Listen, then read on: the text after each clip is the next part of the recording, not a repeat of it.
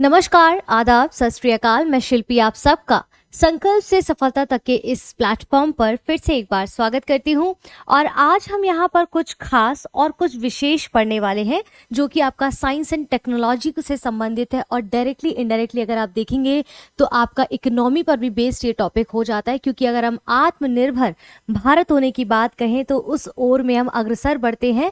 तो देखेंगे कि किस प्रकार से ये पूरा टॉपिक हमारे प्रीलिम्स, यूपीएससी प्रीलिम्स या यूपी का एग्जाम हो या फिर कोई भी स्टेट एग्जाम हो, उसमें भी बहुत महत्वपूर्ण है, बहुत महत्वता रखता है। क्योंकि इसरो ने पहली बार लॉन्चेस GSAT-R, देखिए GSAT-7R, India's heaviest communication satellite, जिसका नाम है GSAT-7R, जो कि इंडिया का कह रहे हैं कि सबसे हेवीएस्ट जो है आपका सैटेलाइट है। हम इसको सबसे हेवीएस्ट कम्युनिकेशन सैटेलाइट ना कह के अगर हम कहें one of the heaviest satellite कहेंगे तो ज़्यादा कहना उचित होगा। इसके पीछे का कारण है क्योंकि अभी तक इंडिया ने और भी ऐसे सैटेलाइट लॉन्च किए जो हैवी रहे हैं, बट ये इतना heavy satellite, heaviest communication satellite इसलिए कहा जा रहा है क्योंकि भारत के द्वारा अपनी टेक्नोलॉजी से निर्मित एक ऐसा सैटेलाइट जिसे अपने द्वारा इंडिया में बनाए गए रॉकेट के द्वारा ही, मतलब खुद का बनाया सैटेलाइट है, खुद का बनाया रॉकेट से ही इसको लॉन्च किया जा रहा है। और ये सबसे हैवीएस्ट है क्योंकि इंडिया के द्वारा बनाए गए अभी तक के सबसे हैवीएस्ट सैटेलाइट है। और अभी तक का इंडिया के द्वारा ही बनाए गए रॉकेट से इसको जो है यहाँ पर स्पेस में भेजा जा रहा है। वो सारी चीज़ों को यहाँ पर समझेंगे। और ये कितना हैवी है, ये कितना हैवी रहा है, इसका कितना वजन रहा है, किस ऑर्बिट में इसको रखा जाएगा, इन सारी चीज़ों को हम डिटेल में समझेंगे ताकि प्रीलिम्स में अगर इस प्रकार का प्रश्न आता है या मेंस में तो आप उसको टैकल करने में सक्षम हो सके। ठीक है, अब आप इसको इस तरीके से समझिए। हैवीएस्ट की बात क्यों करें, इतना हैवी भेजने के लिए, इसका मतलब है इतना हैवी जिसको हम कह रहे हैं 444 किलोग्राम का ये सैटेलाइट, जैसा कि बताया जा रहा है, जिसका नाम GSAT-7R है। इसको जिस रॉकेट से भेजा गया इसका मतलब रॉकेट भी हैवी होगा। क्योंकि समझिए, आप किसी हैवी माल को, जैसे समझिए ट्रेन का उदाहरण लेते हैं कि अगर कोई एक ट्रेन है, उसमें देखिए इसको इस तरह से समझिए, मान लीजिए ये ट्रेन है, ठीक है, ये ट्रेन है और ये ट्रेन क्या है, आपका रॉकेट है। ठीक है, ये ट्रेन क्या है, आपका रॉकेट है। अब आपको हैवी सामान भेजना या बहुत सारे लोगों की संख्या भेजनी है तो वो वहां पर बैठे हुए लोग, जो सीट पे बैठे हुए लोग हैं, वो क्या है, आपका सैटेलाइट है। ठीक है, सैटेलाइट है वो आपका। तो यानी कि ये जो सैटेलाइट है ये आ कह रहे हैं 444 किलोग्राम है। ठीक है, 44 किलोग्राम यहाँ पर जो है लोग जो बैठे उनका भार है। और ट्रेन क्या है, आपका रॉकेट, तो इसका भार भी ज्यादा होना चाहिए, यानी कि ये भी काफी भारी होना चाहिए, तभी तो भारी वजन को उठा पाएगा। तो रेल क्या है आपका, ट्रेन क्या है, ये रॉकेट है, और जो अंदर लोग सीट पे बैठे वो आपका सैटेलाइट है। ठीक है, हैवी सामान को ले जाने के लिए भाई सीधी सी बात है, हैवी व्हीकल चाहिए है आपको। तो यहाँ पर इसरो के द्वारा इसको लॉन्च किया गया है, भारत के ही द्वारा निर्मित रॉकेट के द्वारा सैटेलाइट को लॉन्च किया गया है। चलिए अब बाकी की चीजें इसके डिटेल्स में चलते हैं, इसको समझते हैं। CMS-3 क्या है, ये कम्युनिकेशन जो सीरीज 03 है, इसको ये भी कहा जा रहा है इस सैटेलाइट को, जिसका नाम GSAT-7R है। और इस तरह के GSAT जो और सैटेलाइट है उनको भी 2018 इत्यादि में लॉन्च किया गया, उनकी सीरीज को भी थोड़ा देखेंगे कि बेसिकली हमें पता रहे कि किस सैटेलाइट को किसके द्वारा कैसे भेजा गया था और उसका काम क्या करता है। तो ये आर्मी नेवी के लिए बहुत महत्वपूर्ण है, इसको हमें थोड़ा सा यहाँ पर याद रखना है, जो प्रीलिम्स के लिए बहुत ज्यादा इंपॉर्टेंट है, ताकि आर्मी नेवी में देखेंगे कि कम्युनिकेशन में काफी हेल्प करेगा। इनके टर्मिनोलॉजी को अभी हम समझेंगे। अगर आप नए हैं और आपने अब तक चैनल को सब्सक्राइब नहीं किया, जिसका नाम है संकल्प से सफलता तक, उसको सब्सक्राइब कर लीजिए अब। और बेल आइकन नहीं दबाया तो प्लीज बेल आइकन दबा दीजिए। इस प्रकार के जियो पॉलिटिकल टॉपिक्स हो गए हैं, या फिर आप देखेंगे मंडे फ्राइडे और आपका MWF, मंडे वेडनेसडे और फ्राइडे आपका इकोनॉमिक्स पढ़ाया जा रहा है, जिसमें NCERT की बेसिक्स के साथ आपके करंट के टॉपिक को जोड़ के समझाया जा रहा है कि कैसे बेसिक्स से हम इकोनॉमी को समझ सकते हैं। इसी के साथ TTS, जिसमें ट्यूसडे, थर्सडे और सैटरडे को हम आर्ट एंड कल्चर की सीरीज को कल से शुरू कर रहे हैं। तो अगर अभी तक आपने चैनल को सब्सक्राइब नहीं किया है तो प्लीज सब्सक्राइब कर लीजिए। उसमें आर्ट एंड कल्चर को प्रीलिम्स हो, चाहे मेन्स हो, UPSC हो, चाहे UPPSC हो, सबके हिसाब से उसको वहां पर कंप्लीट कराया जाएगा, जो बहुत बहुत महत्वपूर्ण है। ट्यूसडे, थर्सडे और सैटरडे को कराया जाएगा, तो जरूर देखें। इसी के साथ साथ डेली आप देखेंगे जियो पॉलिटिकल ऐसे प्रकार के टॉपिक्स भी आ रहे हैं, वही शॉर्ट सीरीज भी आ रही है, शॉर्ट्स के द्वारा भी आपके सारी चीजों को सॉल्व किया जाता है। ठीक है, फिलहाल यहाँ पर हम बात करते हैं जो इसरो के द्वारा GSAT-7R जो लॉन्च किया गया, भारत का सबसे भारी पे अगर आप ध्यान देंगे, कह रहा है भारत का सबसे भारी। ठीक है, भारत में इस तरह के और कई सारे व्हीकल्स भी जो सैटेलाइट है लॉन्च किए गए, लेकिन भारत का, यानी कि भारत में निर्मित पहला ऐसा जो भारत में निर्मित रॉकेट के द्वारा इस सैटेलाइट को भेजा जा रहा है, जो सबसे भारी है। ठीक है, जो भारत में ही निर्मित किया गया रॉकेट है। ठीक है, यानी कि वो ट्रेन भारत में ही निर्मित की गई, उससे सामान को भेजा जा रहा है, जैसा कि अभी मैंने उदाहरण दिया था। फुल फॉर्म क्या इसरो का, भारतीय अंतरिक्ष अनुसंधान विमान संगठन हम सबको पता है, इन्होंने संडे को, दिस संडे जो अभी गया है उसको, यानी कि कल की बात कर रहे हैं, भारतीय नौसेना, भारतीय नेवी के लिए उन्नत संचार उपग्रह जिसका नाम है GSAT-7R, जिसको कम्युनिकेशन 03 सीरीज कहा जा रहा है, इसको सफलतापूर्वक लॉन्च कर दिया गया है। ये जो प्रक्षेपण है कहाँ से लॉन्च किया गया है? श्रीहरिकोटा स्थित सतीश धवन अंतरिक्ष केंद्र से इसको लॉन्च किया गया है। तो ये आपके लिए महत्वपूर्ण है पीटी के लिहाज से। आगे बढ़ते हैं हम, ठीक है। अब इसमें लॉन्च व्हीकल कौन सा यूज किया गया है? तो लॉन्च व्हीकल मार्क 3 इसमें यूज किया गया है, जो भारत का सबसे शक्तिशाली रॉकेट कहा जाता है, जिसको बाहुबली भी कहा जाता है, क्योंकि सबसे ज्यादा हेवीएस्ट रॉकेट के नाम से इसको जाना जाता है, जिसको हम गगनयान में भी आप देखेंगे, अभी जो आगे हम लॉन्च करेंगे उसके अंतर्गत भी हम इसको इस्तेमाल करेंगे। उपग्रह का भार की अगर बात करें तो यानी कि जो सैटेलाइट है कौन सा? GSAT-7R, ठीक है, उसका लगभग भार 4400 किलोग्राम लगभग है। अब ये किस कक्षा में ये सैटेलाइट जाएगा? तो ये जियो सिंक्रोनस ट्रांसफर ऑर्बिट में जाएगा, जिसको हम GTO कहते हैं, ठीक है। लॉन्च का समय हमने देखा 5:30 बजे शाम को लॉन्च किया गया था। स्थान क्या था? सतीश धवन अंतरिक्ष केंद्र, जो कि आपका श्रीहरिकोटा में, वहां से लॉन्च किया गया। यहाँ तक क्लियर है। अब मेन मुद्दे पे आते हैं कि जो GSAT-7R है वो आखिर इसकी विशेषताएं क्या है, क्या ये जो सैटेलाइट है वो कैसे क्या काम करेगा?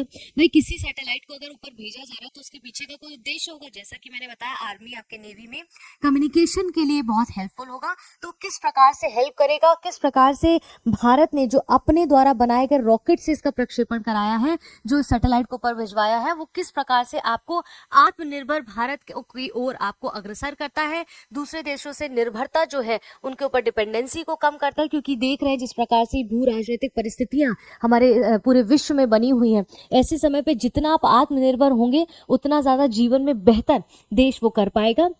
तो इसी सब चीजों को देखते हुए प्रधानमंत्री ने इस पे मन की बात में भी कई बार इन बातों को जो है छेड़ा है, उसी को आज हम यहाँ पर थोड़ा सा देख रहे हैं। जैसे GSAT-7R की विशेषताएं, इसकी क्वालिटीज क्या है? जो ये सैटेलाइट है ये भारतीय नौसेना की कम्युनिकेशन, जो उनकी कैपेबिलिटी है, उनकी क्षमता है, उसको और मजबूत करेगा और स्ट्रॉन्ग करेगा, ठीक है, उसको तैयार करने में और स्ट्रॉन्ग करेगा।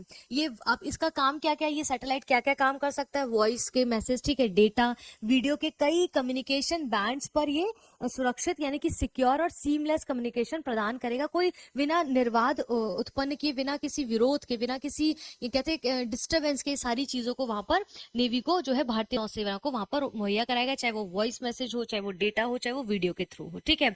ये भारतीय महासागर क्षेत्र यानी कि इंडियन ओशन रीजन में नौसेना के जहाजों, पनडुब्बियों, विमानों और समुद्री संचालन जो मैरीटाइम ऑपरेशन सेंटर्स हैं उनको कनेक्ट करने में, कैसे कनेक्ट? डिजिटली कनेक्ट करने में मदद करेगा, उनके कम्युनिकेशन को और सिंपल और सरल करने में मदद करेगा ये, ठीक है। स्वदेशी तकनीक की बात की, जैसे कि हमने कहा इंडिजिनस कंपोनेंट्स इसमें यूज हुए हैं, इससे बनाया गया है आपके इसको, और इसी इंडियन रॉकेट के द्वारा ही इसको जो है वहां पर प्रक्षेपित किया जा रहा है। यानी कि आपके आत्मनिर्भर भारत की दिशा में एक बहुत बड़ा कदम कहा जा रहा है, जिससे वैश्विक पटल पर भारत अपनी एक अच्छी छवि बना सकेगा, ना केवल स्वास्थ्य के क्षेत्र में, जैसे कि आप देखेंगे जेनरिक मेडिसिन को देकर अन्य देशों के साथ एक अच्छा जो है रिलेशन क्रिएट किया है, चाहे वो इंटरनेशनल रिलेशन हो, चाहे वो आप देखेंगे हेल्थ सेक्टर में रिलेशन हो। अब तो आप देखेंगे कि हमारे साइंस एंड टेक के सेक्टर में भी बहुत बड़ा रोल प्ले कर रहा है। जैसे हमने सुपर कंप्यूटर जैसे अभी जो जैसे चिप इत्यादि को जो लॉन्च किया था, वैसे ही हम देख रहे हैं यहाँ पर कि कैसे स्वदेशी तकनीक, कहते हैं ना स्वदेशी अपनाओ, ये मुद्दा सिर्फ आज के समय का, देखिए ये क्या है, जैसे स्वदेशी आंदोलन जब हुआ था ना, वो उस समय का आत्मनिर्भर भारत है, और आज का आत्मनिर्भर भारत आपके स्वदेशी आंदोलन का एक इक्वल टू, अगर हम समझे तो ये कहीं ना कहीं मुद्दा हमारे सामने देखने को मिलता है। तो ये इंडिजिनस कंपोनेंट्स यानी कि स्वदेशी भारत में निर्मित टेक्नोलॉजी से ही इसको क्रिएट किया गया है। तो बहुत बड़ा कदम है आत्मनिर्भर भारत अग्रसर इसमें होने की, ठीक है। अब इसकी टेक्नोलॉजी की इंपॉर्टेंस क्या है? जो GSAT-7R है, जो आपका सैटेलाइट है, ये अब तक का भारत का सबसे भारी संचार उपग्रह है, यानी कि भारत में निर्मित पहला ऐसा उपग्रह जो सबसे भारी है उपग्रह, ठीक है। ये उपग्रह ऑन बोर्ड प्रपोल्शन सिस्टम के माध्यम से अपनी अंतिम कक्षा में यानी कि जियो ऑर्बिट पे पहुंचेगा। ये जो टर्म है इसको हम यहाँ पर थोड़ा सा समझ लेते हैं। ये ऑन बोर्ड प्रपोल्शन सिस्टम क्या है? जब रॉकेट क्या है अपने उपग्रह को यानी कि जब रॉकेट अपने सैटेलाइट को स्पेस में छोड़ देता है तो क्या होता है, जब तब उपग्रह जो सैटेलाइट है वो अपनी सही जगह यानी कि कक्षा में पहुंचने के लिए, यहाँ पर कह रहे हैं कक्षा में पहुंचता है और वहां पर संतुलन बनाए रखने के लिए छोटे छोटे जो अपने रॉकेट हैं, ठीक है, उन रॉकेट के इंजन की जरूरत उसे जो होती है वो यहाँ पर एक टर्म यूज होता है, उसका नाम है ऑन बोर्ड प्रपोर्शन सिस्टम। इसको और सिंप्लीफाई कर देते हैं, यानी कि वह इंजन या प्रणाली जो सैटेलाइट को अपने अंदर जो है लेती है, जिससे कि वह अपनी स्थिति बदलने यानी कि कक्षा में ठीक तरीके से काम करने के लिए अपने लिए खुद से एक जो है मजबूत स्पेस बनाती है और खुद से मूव कर सके, उस चीज को यहाँ पर कहा गया ऑन बोर्ड प्रपोर्शनल सिस्टम, यानी कि इसके माध्यम से अपनी अंतिम कक्षा में पहुंचेगा ये उपग्रह। यहाँ तक क्लियर है? अब ये लॉन्च क्या है, इस बात का प्रमाण देता है कि भारत अब 4 टन से ज्यादा वाले उपग्रहों को खुद लॉन्च करने में सक्षम है। तो it's a very big achievement. अगर आप यूपीएससी के एस्पिरेंट नहीं भी हैं, अगर आप एक इंडियन सिटीजन भी हैं, तो भी हमारे लिए बहुत बड़ी अचीवमेंट है। जैसे कि अभी हमने मैच में वुमेन में देखा चैंपियनशिप में कि उन्होंने वर्ल्ड कप जीता है। इससे विदेशी रॉकेट लॉन्चरों पर भी निर्भरता घटेगी। भाई सीधी सी बात है, जब हम खुद से इस तरह की चीजों को जो है क्रिएट करना शुरू करेंगे, उनका प्रोडक्शन करना शुरू करेंगे, तो भाई हमारे जो बाहर के विदेशी रॉकेट है उनसे, उनके लॉन्चरों पर हमारी निर्भरता कम होगी।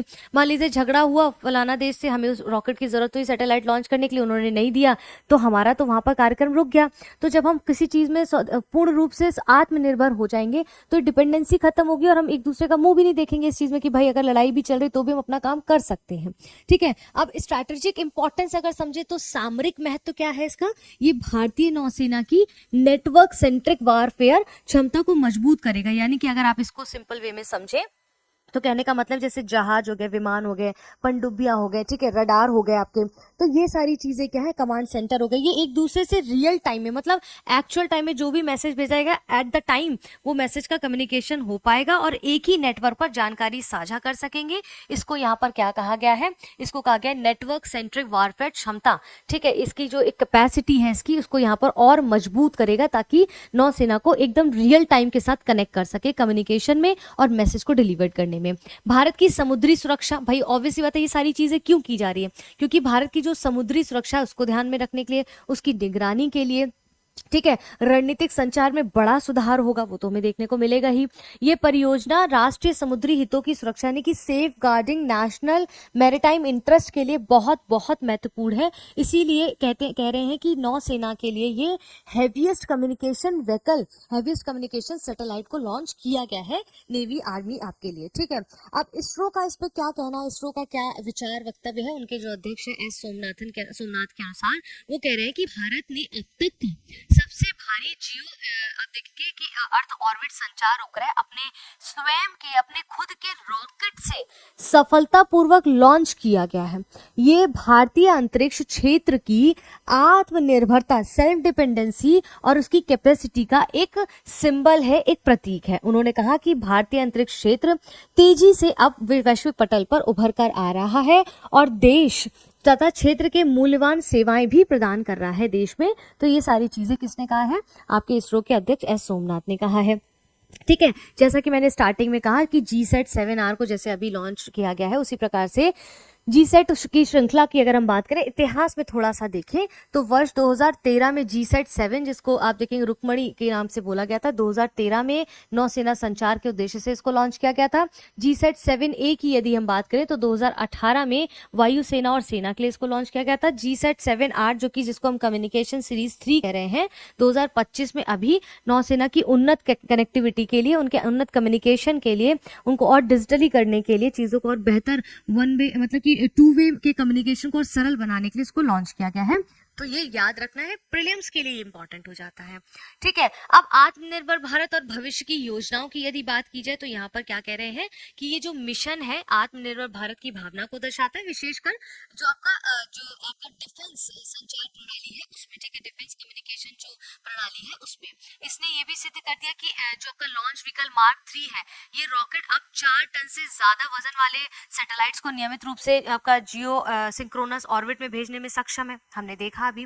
ठीक है, ये अनुभव भविष्य के गगनयान मानव मिशन जब जाएगा तो आपका लॉन्च व्हीकल M3 बहुत ज्यादा महत्वपूर्ण रोल प्ले करेगा, क्योंकि इसको हमारे बाहुबली की संख्या दी गई, क्योंकि इसमें बहुत ज्यादा वजन उठाने की क्षमता है इस रॉकेट में। ठीक है, इस व्हीकल में। निष्कर्ष क्या है कि GSAT-7R का सफल प्रक्षेपण भारत के लिए एक जो टेक्नोलॉजी है, उनका सामरिक और आत्मनिर्भरता तीनों के दृष्टिकोण से एक ऐतिहासिक जो है उपलब्धि यहाँ पर हासिल की गई है। ये भारतीय नौसेना को आधुनिक, सुरक्षित और स्वतंत्र संचार प्रणाली प्रदान करेगा और अंतरिक्ष में भारत की स्थिति को और ज्यादा स्ट्रॉन्ग करने में हेल्प करेगा। ठीक है, अब यहाँ पर फटाफट से एंड में हम प्रीलिम्स का एक क्वेश्चन देख लेते हैं। प्रैक्टिस प्रश्न है ये आपका कि निम्नलिखित में से कौन से कथन कम्युनिकेशन सीरीज 3 यानी कि GSAT-7R के बारे में सही है।